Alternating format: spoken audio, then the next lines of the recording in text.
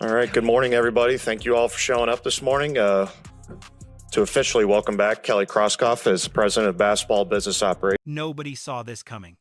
Finally, the woman sitting at the very top of the organization, the president of the Indiana Fever, said the quiet part out loud. Her comments shook the entire basketball community and raised serious eyebrows. The harsh realities of the franchise politics, pressure, locker room tension, and the conflict between building a champion and building a brand were exposed. Once you hear the full story, everything you believed about Caitlin Clark's situation in Indiana completely changes. Now, let's go back to where it all started. Before Caitlin Clark ever wore a Hoosier jersey, Indiana was one of the least relevant teams in pro basketball, scraping by with 6 wins in 2021, 5 wins in 2022, and 13 in 2023. For nearly 10 years, they were a complete joke. No fans, no buzz, no spotlight, no cameras ever showed up, and the seats stayed empty. Meanwhile, the WNBA scene was changing rapidly, leaving the struggling Fever far behind. That was the reality. A once proud franchise had become an afterthought, yet no one in that front office could have prepared for what came next. Absolutely everything changed when the 2024 WNBA draft's top pick walked in. Caitlin Clark revolutionized the entire league, sending excitement through the roof. Arenas sold out everywhere she played, driving record-breaking television, ratings, jerseys flying off the racks, and a relentless media frenzy unlike anything ever seen in women's sports history. In the eye of this storm, the franchise had to make a critical choice: ride this massive wave, or try to steer it somewhere else. Suddenly, the whole narrative got complicated, because the team desperately needed a leader who understood what they had: a once-in-a-generation phenom who was single-handedly rewriting the future of women's sports. But then, management made a move that left everyone stunned. They hired Kelly Krauskopf as their brand new president of operations. On paper, it made perfect sense. She had previously built the team that won the 2012 championship. Deeply understanding the franchise, she knew the organization's DNA inside and out. They introduced her with massive fanfare. Yet, a subtle hint in her very first press conference raised serious warnings that almost everyone ignored, only for those exact words to return later and threaten the franchise. The warning signs were right there, but nobody noticed until it was too late. Fast forward to July 2025. The struggling Fever are dealing with Caitlin Clark's devastating injury. She is only suited up for 11 games because of a nagging groin issue that won't go away. Fans are frustrated. With the playoffs on the line, the pressure is mounting. In the middle of this, the internet uncovers a forgotten clip from October 2024. On the exact same day, old footage from Krauskopf's opening press conference resurfaces online, sending shockwaves. "This is about the Indiana Fever," Krauskopf declared, looking directly into the camera lens. "Yes, Aliyah Boston and Caitlin Clark are our cornerstone players, and we plan to keep building around them. But I want this franchise to be a long-lasting brand like Apple and a national icon, Apple-like." Just those 5 words were all it took, because fans heard a much darker message hidden in her statement. The clip exploded overnight, sparking massive outrage across the fan base. To many, it was a warning. Management had never seen anything like it. Angered and united, the fan base was loud, organized, and absolutely impossible to ignore when they were provoked. The comparison to Apple rubbed people the wrong way because of how Apple actually operates. Their identity was built entirely around Steve Jobs, and the company almost collapsed the moment he left. So when the Fever president used that specific comparison, Clark, loyalists saw a warning sign, as if the franchise already viewed her as a mere cog rather than the ultimate focus. On social media, fans pointed out that iconic brands require visionaries. Apple became a global powerhouse only because of Steve Jobs, its true star. Other fans didn't hold back either, saying the Fever, they basically admitted they threw away the greatest opportunity in women's sports history. Once Clark finally decides she has had enough of that management train wreck, the message boards and comment sections were flooded with the exact same sentiment. You do not disrespect the most crucial star this franchise has ever had, all while expecting fans to just keep watching. This backlash was not mere noise. Fever president Kelly Krauskopf's X account vanished just hours after that video went viral, leaving a completely empty profile where a major social presence had stood just days earlier. This was a clear decision. Someone in the front office knew exactly how bad things were getting. No explanation, no statement, just total silence. This is where things get even more complicated.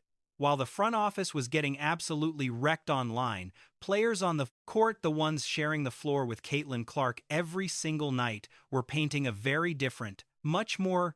Lexi Hull, one of Clark's closest friends, did not hold back during an interview with Glamour magazine.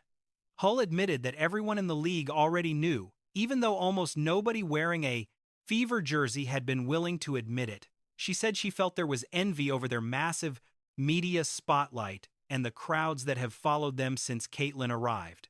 Then, she went even further, revealing that inside rival locker rooms, other teams across the league were openly telling each other, "We cannot let the Fever win." Hull's honesty laid bare a harsh reality brewing for 2 seasons. The Fever are doing far more than just playing basketball these days. Every single night, they are thrown into a vicious spotlight where opponents target them because of one superstar rather than their actual team performance. And Sophie Cunningham went even further. She made it clear that taking cheap shots on the court would bring heavy consequences, establishing herself as Clark's primary protector on the floor, and had already confirmed what the entire league had been whispering about. Long before joining Indiana, Cunningham said she heard the chatter. Back in Phoenix, she admitted there were blunt conversations about Clark in the locker room. She said competitors were not just trying to win, they wanted to send a message across. All season, the narrative of Clark getting physically targeted as a brutal welcome to the league was heavily documented. By the time a groin injury ended her season after just 13 games, even completely neutral observers were shocked by the sheer intensity of the rough play directed at Clark, and many openly questioned if referees were doing enough to protect her. The consensus was a loud no from almost everyone paying close attention. But while this played out publicly, the true inside story of what it is actually like to share a locker room with Caitlin was finally coming to light. And this was only the beginning, which turned out to be completely unexpected by critics. The primary narrative pushed by her loudest critics was simple: that she supposedly caused major friction inside the locker room. That players resented her, and no squad could survive the division caused by her fame, unprecedented attention. Hall of Famer Cheryl Swoops even claimed on a September 2024 podcast that key teammates were quietly showing frustration, arguing that the media circus surrounding Clark was just too much to handle. That rumor spread fast. By the time the Fever entered their second season, it became permanent background noise, constantly playing in the media. That is, until Clark directly addressed it as a guest, compelled to make an appearance on another March Madness show hosted by Diana Taurasi and Sue Bird. She tackled the rumors head-on, refusing to get angry or act defensively. She was incredibly calm about it, noting, "You get used to outsiders pretending they know what happens behind closed doors when they really do not." Her actual teammates in that locker room constantly backed her up. After returning from her injury, Clark's teammates swarmed the court during the 2025 postseason. Post-game, they crashed her interview, constantly showing up for her. And when the Fever won the Commissioner's Cup, the locker room celebration was filled with genuine joy. It never looked like a performance. The players were laughing and truly happy for one another. This is what the media has not yet figured out. The Fever story was never actually about whether her teammates liked Clark's teammates. It was about whether the front office was actually ready to build a championship roster around her, every crucial piece, and pour all their energy into the work. The real reason for this gap was that Aliyah Boston's connections on the court were genuine. She and Clark were incredibly close friends. Lexi Hull kept her guard up. Meanwhile, Sophie Cunningham and other newcomers raved about Clark before even playing a single game. Rookie Michaela Timpson, who earned her roster spot, showed Clark deep, authentic respect in a way that you cannot easily fake. After the expansion draft, Clark posted heartfelt notes to two of her teammates. Cub, I love you. For Christy Wallace and my Aussie for life. For Chloe Bibby Wade, that bond was completely real. But while strong chemistry matters, connections alone do not win championships. That was the underlying tension of the whole situation. It was not just one sound clip, but all of Kelly Krauskopf's words from the October 2024 presser. There was a hidden message most missed in their mad rush to voice their harsh disapproval. When Krauskopf talked about making the Indiana Fever a permanent, iconic franchise, she was playing the long game. Caitlin Clark was only 10 years old when the Indiana Fever won their only championship in 2012, she noted, adding that sometimes it takes a whole generation to reach that next tier. Maybe the organization was actually building for the future, planting the seeds for some 10-year-old kid who would be inspired by what the franchise was building. Whether you see that as genius vision or pure spin depends on what you think management really cares about. But one thing is certain. Fans who packed Fever games starting in 2024 did not buy tickets for the brand. They came to see one player. They drove for hours across state lines. The league had never witnessed fan spending like this. Attendance numbers shattered every single projection. Worse, when recurring injuries kept Clark off the court, limiting her impact to things that could not be tracked on a stat sheet. Ticket sales cratered. Television ratings plunged. The cold, hard truth of what Clark brought to this franchise was totally obvious.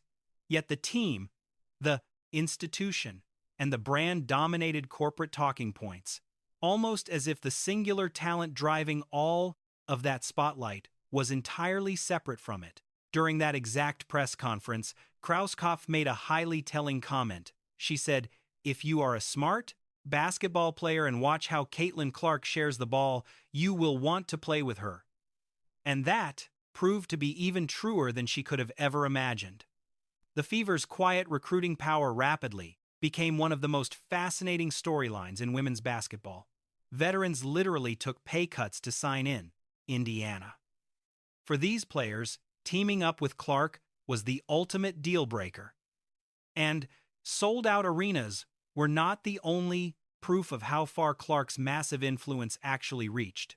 Because of the culture she sparked, players desperately wanted to join something historic, far beyond a typical season.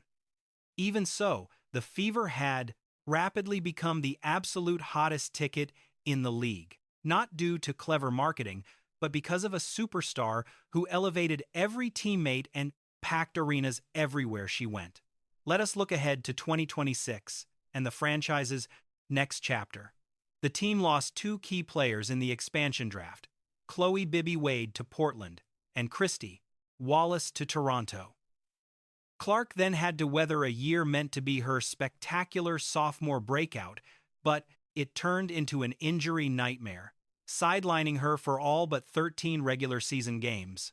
Even so, while averaging 16.5 points, 8.5 assists, and 5 rebounds, she still made the All-Star game. She remained the absolute focal point of the entire league. Even while